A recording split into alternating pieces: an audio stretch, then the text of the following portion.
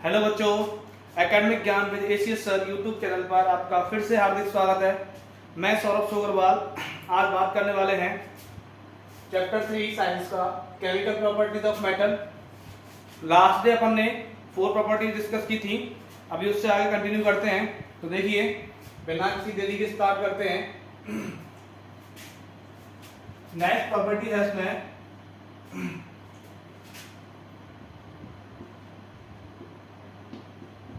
Thermite reaction.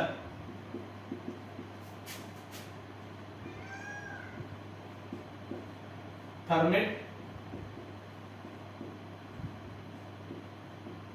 अभिक्रिया ये होती क्या है वो समझ लें। थर्मेट अभिक्रिया का मतलब होता है कि जब आयरन के ऑक्साइड की क्रिया अगर अपन एल्यूमिनियम से कराते हैं, किससे कराते हैं? एल्यूमिनियम से। तो वहां देखो, आपने सक्रियता श्रेणी पढ़ी हुई है, मैं आपको एक बार सक्रियता श्रेणी बताता हूं। देखो इधर बताओ, दिख रहा होगा सक्रियता श्रेणी मतलब रिएक्टिविटी सीरीज। अब ये होती क्या है कि अगर तत्वों को, सक्रियता श्रेणी क्या होती है? तत्वों को उनकी क्रियाशीलता के अगर घटते या बढ़ते क्रम में अपन व्यवस्थित करते हैं तो जो श्रेणी बनती है उसको सक्रियता श्रेणी कहा जाता है। तत्वों को उनकी क्रियाशीलता के बढ़ते या घटते क्रम में व्यवस्थित करते हैं तो जो श्रेणी बनती है उसको सक्रियता श्रेणी अपन कहते हैं। अब ये सक्रियता श्रेणी याद कैसे रखनी होती है? देखो, के ना का मांगे आलू, जनता फिर भी पिएगी पानी, हाँ क्यों होगा आगे एजी सोना, एयू। ये घटता क्रम है। कौन सा क्रम है? घटता, डिसेंडिंग ऑर्डर है ये, घटता क्रम। अब देखिए, अब इसमें जो एल्यूमिनियम है वो ज्यादा रिएक्टिव है किससे? लोहे से। किससे रिएक्टिव है? लोहे से ज्यादा रिएक्टिव है। ये ऊपर है, ये नीचे है। तो एल्यूमिनियम की सक्रियता जो है वो फेरस मतलब आयरन से ज्यादा है। तो होता क्या है थर्मेट रिएक्शन में कि जब अपन लोहे के ऑक्साइड की क्रिया एल्यूमिनियम से कराते हैं तो देखिए यहां होता क्या है, एल्यूमिनियम ऑक्साइड Al2O3 और Fe बाहर निकल जाता है +3 वाला। यहां एल्यूमिनियम +3 वाला है। देखें, ये एल्यूमिनियम जो है वो ज्यादा सक्रिय है Fe की कंपैरिजन में। तो एल्यूमिनियम ने इस Fe को रिप्लेस किया, विस्थापित किया। तो ये एल्यूमिनियम O के साथ कंबाइन होगा तो क्या बनेगा? Al2O3, aluminium oxide. तो ये अभिक्रिया होती है थर्मेट अभिक्रिया, एल्यूमिनियम ऑक्साइड।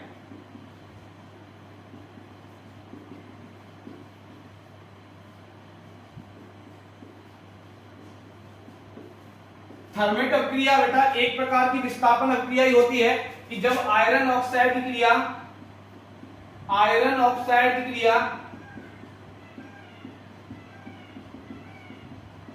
अपन एल्यूमिनियम से कराते हैं तो जो एल्यूमिनियम धातु अधिक सक्रिय होने के कारण Fe को विस्थापित कर देती है तो एल्यूमिनियम ऑक्साइड बनता है। इस अभिक्रिया का प्रयोग बेटा जॉइनिंग ऑफ रेलवे लाइंस में होता है।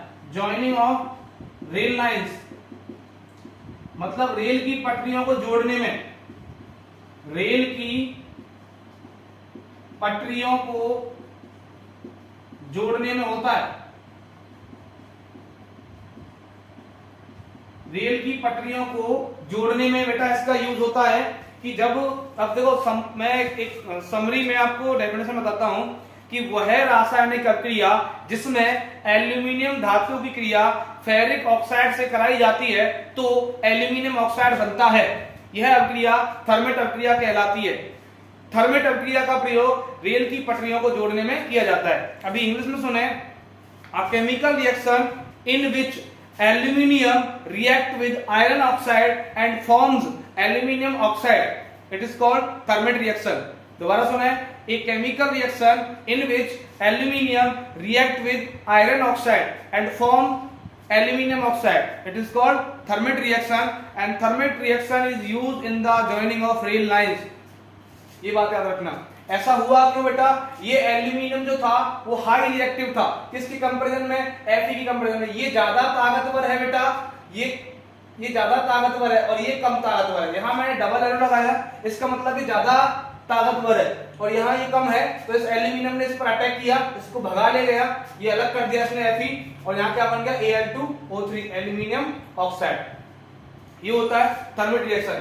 और ये बेटा सक्रियता श्रेणी है, ये सोडियम सॉरी बाय मिस्टेक हो गया, potassium, sodium, calcium, magnesium, aluminium, zinc, ferrous, Pb lead, hydrogen, copper, mercury, Ag silver, Au gold, ये घटता क्रम है सक्रियता का।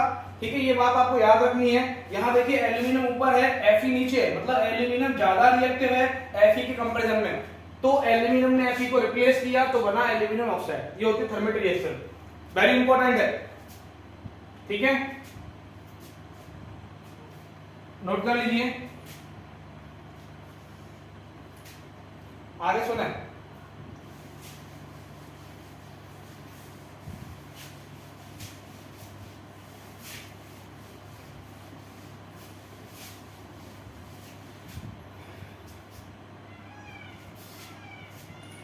अभी नेक्स्ट बात करने वाले अपन सिक्स प्रॉपर्टी, जिसमें अपन पढ़ने वाले हैं एनोड सिंक अभिक्रिया, एनोड सिंक रिएक्शन,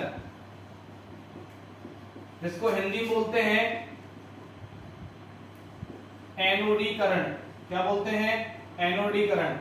तो बेटा इसका डेफिनेशन अपन नाम से ही समझें तो देखो, इसमें आ रहा है एनोड, और एनोड कैथोड क्या होते हैं बेटा, एनोड कैथोड से अपन को ध्यान आना चाहिए बैटरी। क्या याद आना चाहिए, बैटरी। क्या याद आना चाहिए, बैटरी, क्योंकि बेटा बैटरी ही है जिसमें एनोड कैथोड दो टर्मिनल होते हैं, एक तो प्लस का एक माइनस का। प्लस वाले टर्मिनल को अपन क्या बोलते हैं, एनोड, और माइनस वाले टर्मिनल को अपन क्या बोलते हैं, कैथोड। मैंने क्या बोला, दोबारा देखें, एनोड सिंक अभिक्रिया में बेटा, एनोड सिंक रिएक्शन में एनोड वर्ड आ रहा है, एनोड से अपन को याद आया बैटरी, और बैटरी में दो टर्मिनल होते हैं एनोड और कैथोड। तो सिंपल सा लॉजिक तो ये समझ में आया कि इस एनोड सिंक रिएक्शन में बेटा अपन को बैटरी का नीड होगा, और बैटरी का नीड होने का मतलब यहाँ इलेक्ट्रिक करंट की प्रेजेंस इंपॉर्टेंट है। इसकी इलेक्ट्रिक करंट मतलब विद्युत धारा की। तो इस अभिक्रिया का मतलब क्या है बेटा, और एक और वर्ड से रिलेट करते हैं अपन, A4 एनोड और A4 बेटा एल्यूमिनियम। क्या, एल्यूमिनियम। अब याद रखना, A4 एल्यूमिनियम, A4 एनोड। तो ये एनोड सिंक जो अभिक्रिया है बेटा, ये अभिक्रिया एल्यूमिनियम पर मोटी ऑक्साइड की परत बनाने की विधि होती है कि एनोडीकरण वह रासायनिक अभिक्रिया है जिसमें एल्यूमिनियम ऑक्साइड की मोटी परत बनाई जाती है। एनोडीकरण वह रासायनिक अभिक्रिया है जिसमें एल्यूमिनियम ऑक्साइड की मोटी परत बनाई जाती है। अब ये होता कैसे है कि इसमें बैटरी की अपन को नीड होती है, एक सर्किट तैयार करते हैं। देखें मैं बताता हूं कैसे होता है। ये बीकर है बेटा, इसमें दो इलेक्ट्रोड हैं,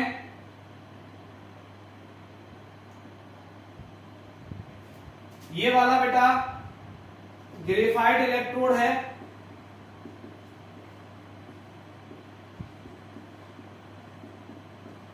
ठीक है। ये वाला बेटा एल्यूमिनियम इलेक्ट्रोड है, Al का है। इसमें बेटा मैंने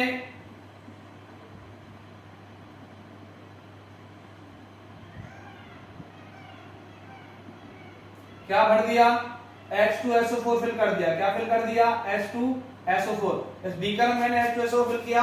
अब इन दोनों इलेक्ट्रोड को मैंने बैटरी से कनेक्ट किया,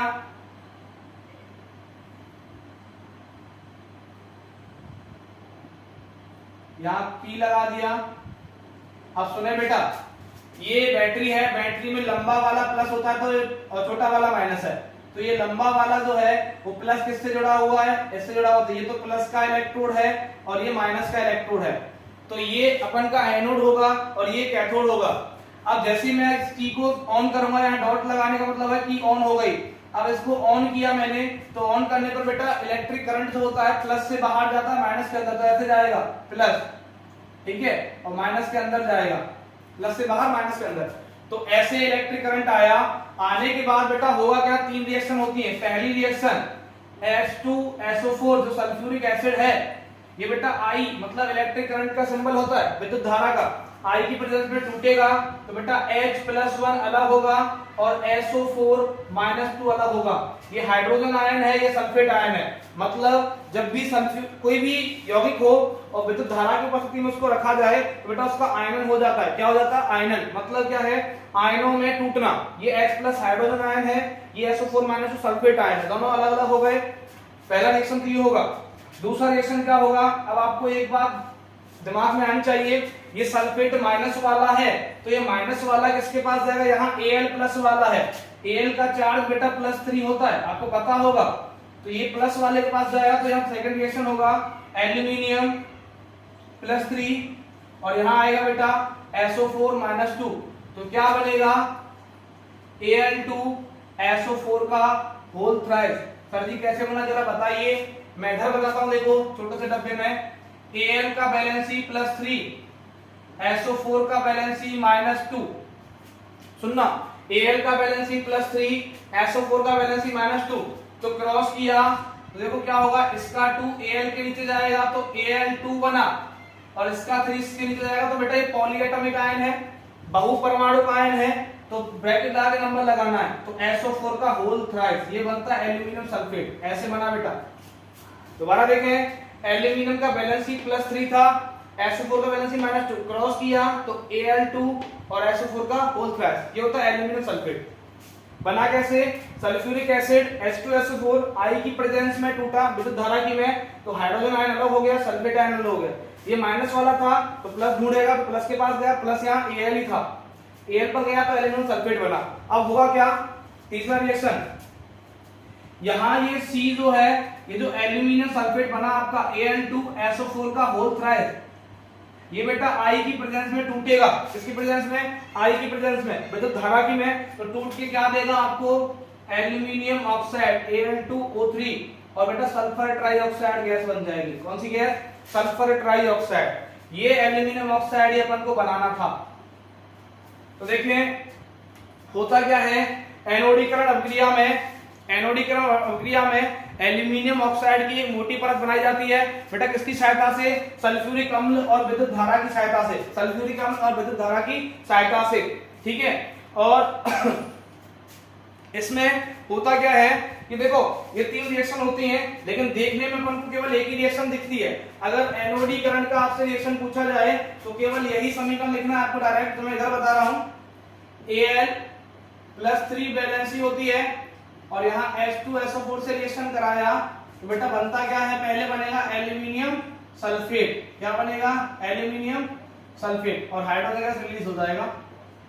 ये एक रिएक्शन तो ये होती है, मेन जो देखने में होती है, एल्यूमिनियम आयन सल्फ्यूरिक एसिड से रिएक्शन करेगा तो एल्यूमिनियम सल्फेट बनता है, हाइड्रोजन गैस रिलीज होता है। अब ये एल्यूमिनियम सल्फेट टूट के आपको क्या देगा, ये देगा। आपको एक इक्वेशन लिखना है, एक ये लिखना है, ठीक है। ये मैंने बता दिया कैसे हुआ। तो डेफिनेशन क्या है, a chemical reaction in which aluminium react with sulphuric acid in presence of electric current, a chemical reaction in which aluminium react with sulfuric acid in presence of electric current is called anodizing reaction। दोबारा सुने, a chemical reaction in which aluminium react with sulfuric acid in presence of electric current and forms aluminium oxide is called anodizing reaction। वह रासायनिक अभिक्रिया जिसमें aluminium धातु sulphuric अम्ल से विद्युत धारा की उपस्थिति में क्रिया करके एल्यूमिनियम ऑक्साइड बनाता है, एनोडीकरण अभिक्रिया कहलाती है, ठीक है। और ये तीन रिएक्शन होती है इसमें, एक बार देख लें सभी, इसका सर्किट डायग्राम है, कोई दिक्कत, नोट कर लें सभी, रिपीट करें एक बार इसको। चलो अगर डाउट आए तो कमेंट करना, बता दूंगा मैं, ठीक है।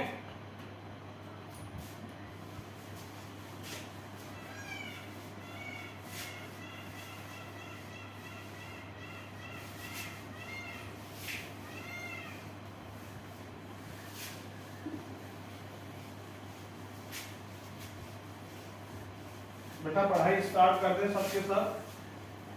जो अभी मौज मस्ती ले रहे हैं वो टाइम गया, अभी मौज मस्ती का टाइम नहीं है। थोड़ा सीरियस हो जाएं और पढ़ाई पर ज़्यादा फोकस रखें। ओके, देखिए आगे।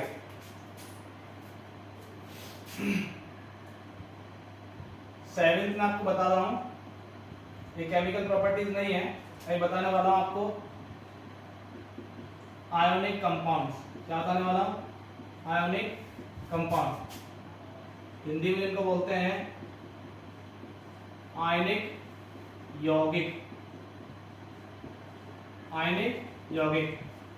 देखें आयोनिक कंपाउंड क्या होते हैं। तो सबसे पहली बात, आयोनिक कंपाउंड, आयन से आपको याद आना चाहिए, दो आयन याद आना चाहिए, एक तो प्लस और दूसरा माइनस। और मैंने आपको बताया कंपाउंड में पहले वाला प्लस होता है, दूसरे वाला हमेशा माइनस होता है। ठीक है, पहले वाला कंपाउंड में प्लस होता है, दूसरे वाला माइनस, है ना। अब जैसे कि आयोनिक यौगिक होते क्या हैं, जैसे मैंने एग्जांपल दिया मैग्नीशियम क्लोराइड, मैंने क्या बोला? Magnesium chloride. अब इसका फॉर्मूला आप देखो, मैग्नीशियम का सिंबल क्या होता है? Mg, क्लोराइड का सिंबल क्या होता है? Cl। Mg का वैलेंसी +2, Cl का वैलेंसी -1। Mg का वैलेंसी +2, Cl का -1, क्रॉस किया तो क्या बनता है? MgCl2। क्या बनता है? MgCl2। तो ये मैग्नीशियम क्लोराइड है। अब बेटा ये बना कैसे, इसका देखो स्ट्रक्चर अपन देखें तो देखो मैग्नीशियम जो होता है उसका एटॉमिक नंबर होता है 12। कितना होता है? 12। तो मतलब ये वाला जो नंबर है बेटा वो Z होता है, Z का वैल्यू 12। Z को बोलते हैं एटॉमिक नंबर। क्या बोलते हैं? एटॉमिक नंबर, हिंदी में परमाणु क्रमांक। तो मैग्नीशियम का परमाणु क्रमांक 12 होता है। इसका मतलब क्या? इलेक्ट्रॉन 12 है। इलेक्ट्रॉन कितने होंगे? 12। परमाणु क्रमांक के बराबर होते हैं। तो डिस्ट्रीब्यूट किया तो इसका इलेक्ट्रॉन वितरण क्या होगा बेटा? 12 को अपन बांटेंगे तो 12 बटेगा 2, 8 और 2। तो बेटा ये जो आउटर ऑर्बिट है, बाहरी कोश, इसको आउटर मोस्ट ऑर्बिट बोलते हैं। आउटर ऑर्बिट, बाहरी कोश। बेटा जो बाहरी कोश के इलेक्ट्रॉन है वही बंध बनाते हैं बाहरी इलेक्ट्रॉन। तो बाहरी इलेक्ट्रॉन Mg कितने हैं बेटा? 2। तो यहाँ दिखाएंगे ऐसे कि Mg के दोनों इलेक्ट्रॉन को दिखाए डॉट से। कैसे दिखाए? डॉट से। ये Mg के 2 इलेक्ट्रॉन है। ठीक है, अब सुनना, ऐसे अपन देखें Cl की बात करें तो ये फर्स्ट था A, B। बना कैसे बता रहा हूं आपको, तो ये आता है पेपर में। अभी क्लोरीन का एटॉमिक नंबर 17 होता है। तो मतलब क्या हुआ? 70 इलेक्ट्रॉन हो गए। कितने इलेक्ट्रॉन हो गए? 17 बांटा 2, 8 और 7। तो बाहरी इलेक्ट्रॉन कितने हैं? 7। ठीक है, कितने इलेक्ट्रॉन? 7। अब क्लोरीन के इलेक्ट्रॉन अपने दिखाए क्रॉस से, तो 1, 2, 3, 4, 5, 6 और 7। अब देखिए ये Cl का स्ट्रक्चर हो गया। अब ये दो, इसके पास 7 इलेक्ट्रॉन है, इसके पास 2 एक्स्ट्रा है। इसका देखो आउटर ऑर्बिट में 8 तो है ही, इसके 8, लेकिन इसमें देखो 2 बाहर एक्स्ट्रा है, यहाँ 7 है। अब इसको 8 करने के लिए हर एलिमेंट जो होता है अपने बाहरी कोश में 8 इलेक्ट्रॉन चाहता है मैक्सिमम। तो इसको 8 करने के लिए 1 का नीड है, इसको 8 करने के लिए 6 का नीड है। तो 6 देना किसी के लिए मुश्किल होता है और लेना भी मुश्किल होता है, लेकिन 1, अब इसको 1 का नीड है ना, तो 1 तो हर कोई दे देगा। तो होता क्या है, देखो जब ये इधर बताता हूं मैं, देखिए ये Mg 2 इलेक्ट्रॉन वाला, Cl 7 इलेक्ट्रॉन वाले भी कांटेक्ट में आएगा, 4, 5, 6 और 7। तो होगा क्या, ये 1 इलेक्ट्रॉन इसको देगा, एक Cl को, फिर दूसरा Cl और चाहिए होगा, तो 1, 2, 3, 4, 5, 6 और 7। एक इलेक्ट्रॉन इसको देगा। तो बेटा कंप्लीट जो स्ट्रक्चर बनेगा वो ऐसे क्या बनेगा? Mg। ठीक है, समझना, Mg। Cl पर ये इलेक्ट्रॉन 1, 2, 3, 4, 5, 6, 7 और ये डॉट वाला आ गया, इसका होल ट्वाइस। ये बनता है बेटा मैग्नीशियम क्लोराइड। क्या बना? Magnesium chloride. मैग्नीशियम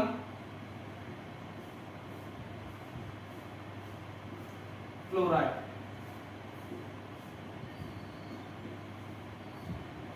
दोबारा देखिए कैसे बना बेटा, एक बार रिपीट करता हूं। आयनिक यौगिक वे यौगिक होते हैं जो 2 आयनों के मध्य इलेक्ट्रॉन के साझे से बनते हैं। आयनिक यौगिक वे यौगिक होते हैं जो इलेक्ट्रॉनों के मध्य आयनिक यौगिक वे यौगिक होते हैं जो आयनों के मध्य आयनिक बंध के बनने से होते हैं, मतलब वे यौगिक जिनमें आयनिक बंध पाया जाता है आयनिक यौगिक कहलाते हैं। सिंपल सी बात समझ लो, वे यौगिक जिनमें आयनिक बंध पाया जाता है आयनिक यौगिक कहलाते हैं। आयनिक यौगिकों में आयन जो बनते हैं वो इलेक्ट्रॉनों के साझे से बनते हैं। अब कैसे होता है वो समझना। मैंने एग्जांपल लिया मैग्नीशियम क्लोराइड का, तो मैग्नीशियम क्लोराइड में मैग्नीशियम का सिंबल Mg होता है, क्लोराइड का सिंबल Cl होता है। तो Mg का वैलेंसी +2 होता है, Cl का -1 होता है। क्रॉस किया तो MgCl2 फॉर्मूला आया। तो मैग्नीशियम क्लोराइड का जो सूत्र होता है वो MgCl2 होता है। बना कैसे वो देखना है। मैग्नीशियम देखा हमने, मैग्नीशियम का परमाणु क्रमांक मतलब एटॉमिक नंबर 12 होता है, तो इलेक्ट्रॉन भी 12 होंगे। तो 12 को डिस्ट्रीब्यूट किया तो पहले वाले को 2, दूसरे वाले को 8, लास्ट में कितना बचा 2। या आपने 9th क्लास में पढ़ा होगा चैप्टर 3 में। यहाँ 2 इलेक्ट्रॉन है, कितने हैं 2। तो आउटर मोस्ट ऑर्बिट मतलब बाहरी इलेक्ट्रॉन ही बेटा बंध बनाने में काम आते हैं, मतलब जोड़ने में काम आते हैं। अब Mg के 2 इलेक्ट्रॉन मैंने ऐसे डॉट से दिखाए हैं, ये ध्यान रखें। दूसरा Cl का एटॉमिक नंबर 17 होता है परमाणु क्रमांक, तो 17 इलेक्ट्रॉन होंगे। बांटे तो बेटा 2, 8, 7, बाहरी कितने हैं 7। अब हर एलिमेंट अपने बाहर में बाहरी जो कोश है उसमें 7 की बजाय 8 इलेक्ट्रॉन चाहता है, तो इसको 7 हैं, 8 करने के लिए 1 का जरूरत है। इसके 2 हैं, 8 करने के लिए 6 का जरूरत है। ये 6 लेना मुश्किल है इसके लिए। तो ये क्या होता है, जब Mg ये 2 इलेक्ट्रॉन जिसके पास हैं और ये Cl जिसके पास 7 इलेक्ट्रॉन है, ये दोनों आपस में कांटेक्ट में आएंगे, तो बेटा ये वाला प्रोसेस होता है कि ये Mg 1 इलेक्ट्रॉन इस Cl को देगा, 1 इलेक्ट्रॉन इस Cl को देगा। सर जी यहाँ तो 1 इलेक्ट्रॉन 1 Cl था, 2 कैसे हुआ? बेटा इसके पास 2 इलेक्ट्रॉन है तो ये 2 Cl को दे सकता है, तो इसलिए इसने 2 को दिया, तो ये बना बेटा MgCl2। ये होता है बेटा आयनिक यौगिक। ठीक है, इसका डेफिनेशन में लिखा देता हूं ऊपर साइड में। The compounds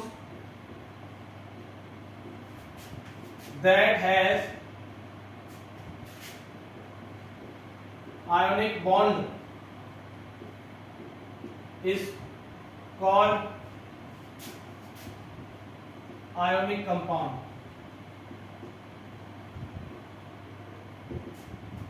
वे यौगिक जिनमें आयनिक बंध पाया जाता है आयनिक यौगिक कहलाते हैं। वे यौगिक जिनमें आयनिक बंध पाया जाता है आयनिक यौगिक कहलाते हैं। ऐसे ही तो मैग्नीशियम क्लोराइड हो गया। अब आपको बेटा एक होमवर्क में क्वेश्चन दे रहा हूं मैं, आपको बनाना है AlCl3 का स्ट्रक्चर बनाना है एल्यूमिनियम क्लोराइड। इसका नाम क्या है? Aluminium chloride. ठीक है, हिंदी में लिख रहा हूं मैं, एल्यूमिनियम क्लोराइड। इसका स्ट्रक्चर बनाना है बेटा, पहले ऐसे समझाना है, एल्यूमिनियम का अलग स्ट्रक्चर, क्लोरीन का अलग, उसके बाद ये ऐसा स्ट्रक्चर बनाना है। ठीक है, तो इसी के साथ मैं सौरभ सोगरवाल आपसे विदा लेना चाहूंगा। और एक इंपॉर्टेंट बात बेटा आपको बता दूं कि जो भी मैंने 3 प्रॉपर्टीज कराई हैं, एक तो थर्मेट रिएक्शन कराया, थर्मेट अभिक्रिया, दूसरा आयनिक यौगिक कराया, तीसरा आयनिक कंपाउंड, और तीसरा मैंने क्या कराया, तीसरा कुछ कराया क्या? हाँ, एनोडिंग रिएक्शन कराई, मतलब एनोडीकरण। 3 पॉइंट कराए हैं। तीनों पॉइंटों को एक बार देखना, वीडियो में पॉज कर करके देखना बेटा। और अगर समझ में ना आए, कोई डाउट रह जाए तो कमेंट करना, मैं जल्दी रिसॉल्व करूंगा। ठीक है, तो इसी के साथ जय हिंद, जय भारत, स्वस्थ रहें, मस्त रहें, पढ़ते रहें।